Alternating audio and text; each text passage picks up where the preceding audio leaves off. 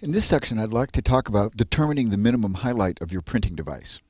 And the reason why this is an important concept when we're talking about printing is that when you're preparing your file for print, you want to make sure that in the very light white or bright white portions of your image, you want them to be as light and as bright as possible, but you still want them to have detail.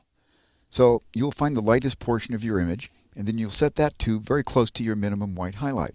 Some devices can print all the way down to 2 or 3%. Others can't print much below 20%, like newspaper presses. So here's a simple thing that you can do to determine the minimum white highlight so that you know where you need to be for setting your minimum white highlight on your device. Now, you may not want to go through this whole process to do this, but if you have multiple devices and they may have different minimum highlights, sometimes this is good to know. And this is pretty easy to do. I've just worked in Photoshop and I just created a file that was 300 pixels by about 3600 pixels wide and tall.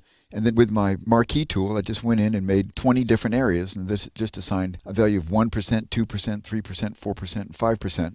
And see, it says 5%, and that's, look at the RGB value over here.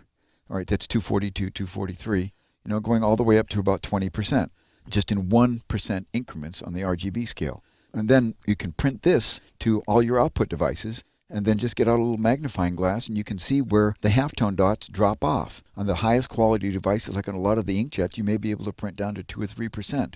On a good commercial press, some of those can hold 2 to 3, but nearly all good quality printing devices can hold a 5% white highlight, which is why I typically use that as the standard that I set. But if you're printing on lower quality devices and lower quality paper, like some laser printers, are up around 10 to 12%. Some newspaper presses can't print much below 15. Some of the really old ones, even 20%. Anything below that, it just doesn't print and doesn't hold a dot on the page.